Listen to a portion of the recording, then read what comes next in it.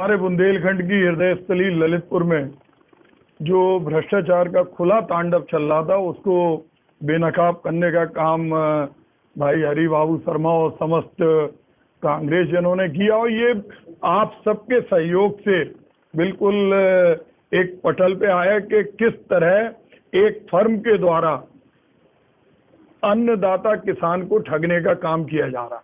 गेहूं के अंदर बजरी मिलाई जा रही और बजरी मिलाई जाने के बाद उसको एफसीआई में उसकी आपूर्ति की जा रही और आपूर्ति करने के बाद हम कह रहे कि एक आदमी कोई भ्रष्टाचार कर रहा और जब वो मामला उजागर हो गया तो प्रशासन की ये जिम्मेदारी बनती है कि उसको जेल के शिक्षों के अंदर करे। इससे कहीं ना कहीं लगता है कि इस भ्रष्टाचार में राजनीतिक संरक्षण प्राप्त है, जिस कारण से सामने सामने बजरी मिलने के बाद और जिस तरह से उस पर लीपा पोती की जा रही और वो भी एक सरकारी संस्था है, जिस सरकारी संस्था ने उसमें एफसीआई जिसने चेकिंग करने के बाद बताया कि गेहूं के अंदर बजरी मिली। समझ में नहीं आता क्योंकि नदी में तो गेहूं होता नहीं है। अगर नदी में जब गेहूं नहीं होता तो बजरी कहाँ से आई, ये सबसे बड़ा प्रश्न है। तो हम चाहते हैं हमारे जो जिलाधिकारी जी हैं वो इसकी जांच कराएं पुनः। अगर उन्होंने नहीं सुनी तो हम लोग झांसी में कमिश्नर से मिलेंगे और झांसी में भी इसके लिए एक बड़ा आंदोलन करेंगे। और इस तरह का एक घटना नहीं है, यहाँ प्रशासन की मिली भगत से और प्रशासन के संरक्षण से जिस तरह का तांडव चल रहा कि कोरोना के अंदर जो गरीब लोगों को राशन बंटना था वो सागर के अंदर मिला और एक नंबर पर 5 गाड़ियां गई। मतलब ये लालू का जो चारा घोटाला था उससे बड़ा घोटाला है। और इसमें सबसे बड़ी बात यह है कि इस पर कोई सिलसिलेवार कोई जानकारी लोगों को नहीं दी जा रही। खुलेआम सोजना के अंदर हमने देखा एक ब्राह्मण परिवार की विधवा महिला जिसको संरक्षक मिलना चाहिए, आधी रात के वक्त बिना किसी आदेश के मकान को तोड़ दिया और तोड़ने के बाद टीम भी गई और टीम जाने के बावजूद भी उस पर कोई भी कार्रवाई नहीं हुई। तो ये जो माहौल चल रहा, एक तरफ जहां ललितपुर के लोग चाहते हैं कि ललितपुर कोरोना मुक्त रहे, भ्रष्टाचार मुक्त रहे और सोशल डिस्टेंस का पालन हो, तो ये सारी चीजें हमने यहाँ देखी कि इनका पालन नहीं किया जा रहा। और आज हम हमारे हरि बाबू शर्मा, अजय तोमर और श्रद्धेय संज्ञा जी और सभी लोग जो उपवास पे बैठे थे, क्योंकि जब इन्होंने उपवास किया था तो हमने इनसे आग्रह किया था कि आपकी लड़ाई हम लोग लड़ेंगे। और हम लोग इस बात को जानते हैं कि ये सरकार इस तरह की सरकार है कि सुप्रीम कोर्ट की फटकार आज आपने अगर देखा हो कि जानवर से बदतर इंसानों से काम हो रहा है। हमारे देश के गृह मंत्री एक पार्टी के कार्यकर्ता बन के वर्चुअल रैली कर रहे हैं। उन्हें ये नहीं मालूम कि उनकी जिम्मेदारी आपदा निवारण की है। 1947 में जब हमारा देश आजाद हुआ था उस समय गृह मंत्री की पूरी एक कार्यों की लिस्ट बनी थी कि किसी भी राज्य के आंतरिक नियंत्रण में आप कोई संवैधानिक हस्तक्षेप नहीं करेंगे, आप जोड़ने का काम करेंगे। लेकिन हम देखते हैं उनके वक्तव्य उस दिल्ली के अंदर जहां एम्स के अंदर 450 से ज्यादा लोग संक्रमित हो गए, जहां दिल्ली का मुख्यमंत्री गंगाराम हॉस्पिटल पर कोरोना वॉरियर जो है उन पर FIR करा रहा और हमारे अमित शाह जी जिनके लड़के ने अपने कार्यकाल में 18,000 गुनी संपत्ति बढ़ाई, वो गृह मंत्री का काम नहीं कर रहे। मैं पूछना चाहता हूं देश का गृह मंत्री कहाँ है? ये भारतीय जनता पार्टी के कार्यकर्ता हैं, लेकिन जो गृह मंत्री का काम है वो बिल्कुल नहीं कर रहे। एक भी पत्रकार वार्ता करने की हिम्मत ना गृह मंत्री की पड़ती है ना प्रधानमंत्री की।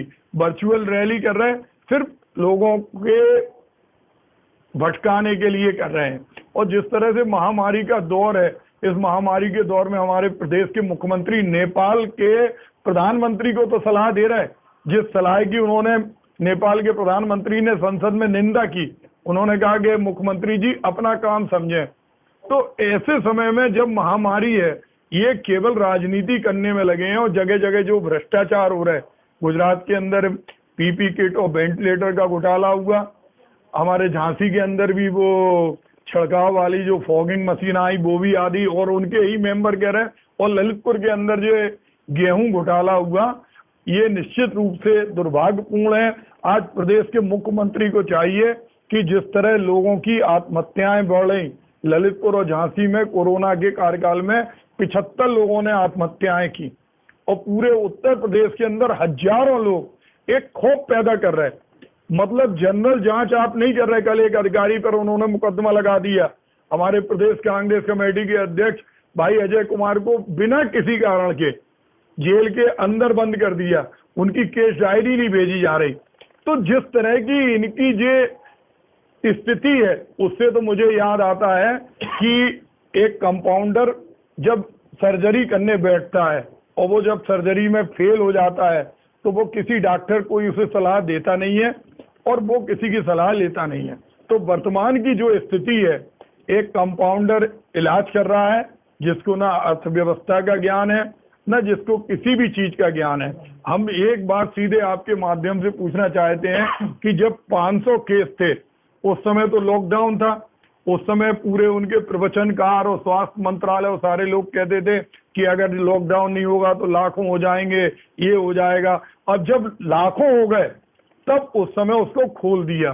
तो एक ऐसा आदमी, जिस आदमी को ये नहीं मालूम, हमने वो कहानी सुनी है कि मतलब किसी सत्ता ऐसे उसको मिल जाए जो आग लगने के वक्त, हमने एक कहानी बंदर की याद है कि जिस समय जंगल में आग लगी तो बंदर एक डगार से दूसरी डगार, लोगों ने कहा। तो वो स्थिति इस देश की सरकार की है।